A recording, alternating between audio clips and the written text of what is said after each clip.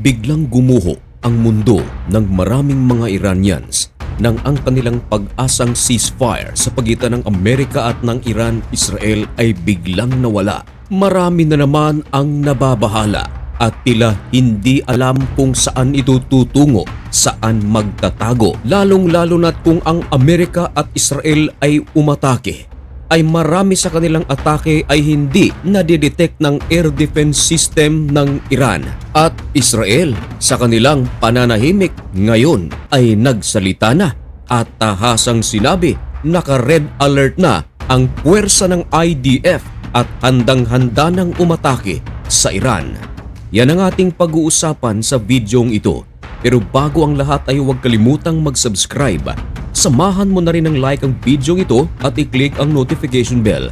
Napakalaking tulong yan para sa aming mga content creators.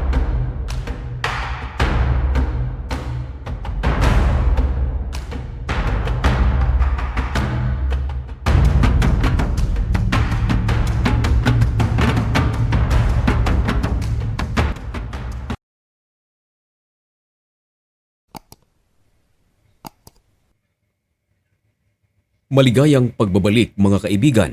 Kumusta kayong lahat? Ngayon ay July 11, 2026 at nagbabaga at napakabagong balita ang ating ihahatid sa inyo.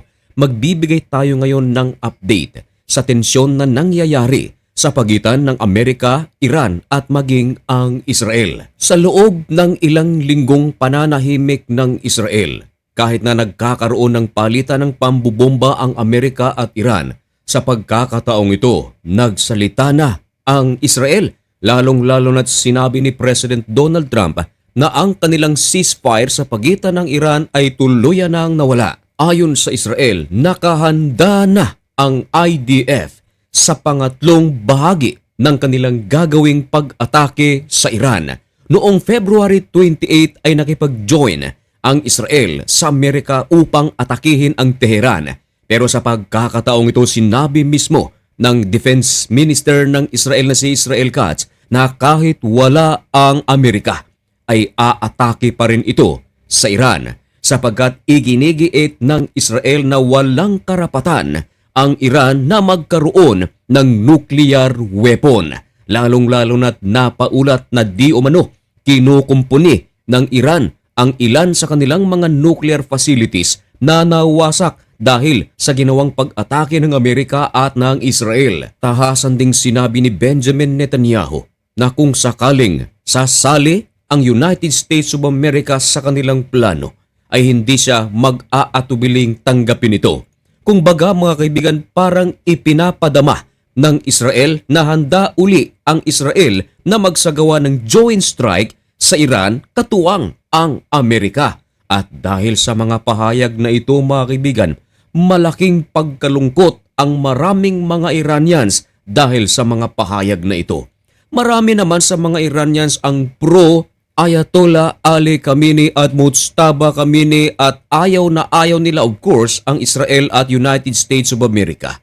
Pero meron ding mga oposisyon, meron ding mga bahagi ng mga Iranians na gusto na nilang palitan ang kanilang gobyerno. Pero kahit paman maraming mga Iranians na gustong palitan ang kanilang gobyerno, kahit maraming mga Iranians ang gustong manatili ang Ayatollah regime, isa lang ang malinaw. Kapwa dalawang grupong ito ayaw na ng gera. Kaya naman, napakaraming mga Iranians ngayon mapa-pro-government o anti-government ang nababahala dahil sa mga pahayag ng Israel. Dahil napag-alaman na nitong mga nakaraang pag-atake ng Amerika at Israel na marami sa mga pag-atake ng Amerika at Israel ang hindi nasasalag ng air defense system ng Iran. At katunayan, mas tinatarget pa nga ng Israel at Amerika ang air defense system ng Iran. Malaking bagay yon kapag yun kasi ang nawala. Para na ring bukas na ang pinto para pumasok ang kalaban. Pero alam nyo ba mga kaibigan, sumagot dito ang Iran at sinabi ng Iran na hindi nila palalagpasin ang Israel. Kahit alinman sa dalawang bansang ito ang umatake sa kanilang bansa ay hindi palalagpasin ang Israel. Kahit na umatake ang Amerika, lalong-lalo na kapag umatake ang Israel, pupulbusin daw ng Iran ang Israel. Lalong-lalo na ang mga base militar ng Amerika na nakapwesto sa Israel. Sa kabilang dako, marami ang mga nagtatanong.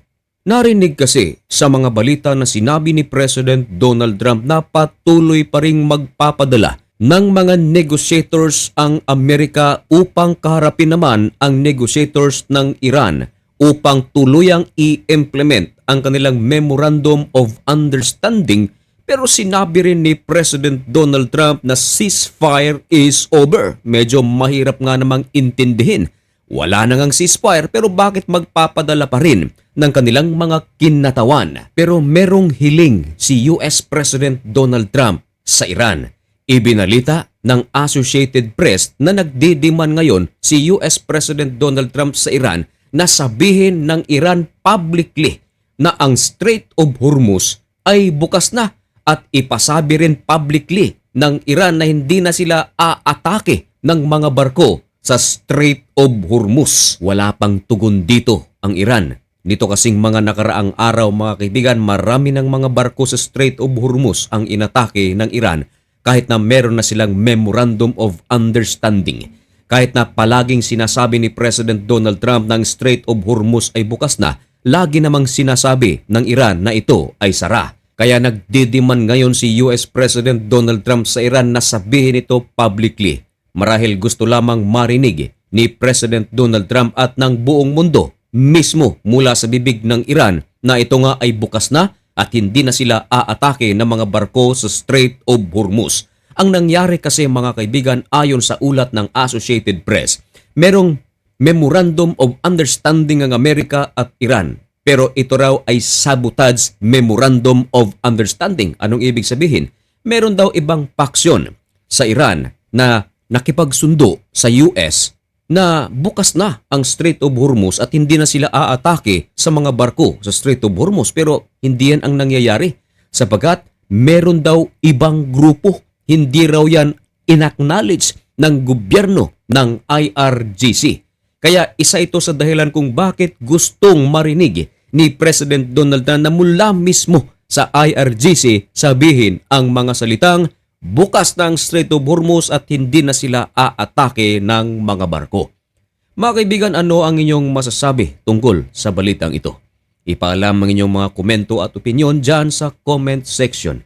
Malugod ko po yung babasahin. At manatiling updated sa mga pangyayari sa loob at labas ng ating bansa. At kung gusto mo ang ganitong mga contents at baka naman bago ka lang sa channel na ito, ay huwag kalimutang mag-subscribe. So paano mga kaibigan, hanggang dito na lamang muna ang video ito. May God bless you and thank you so much for watching. Goodbye.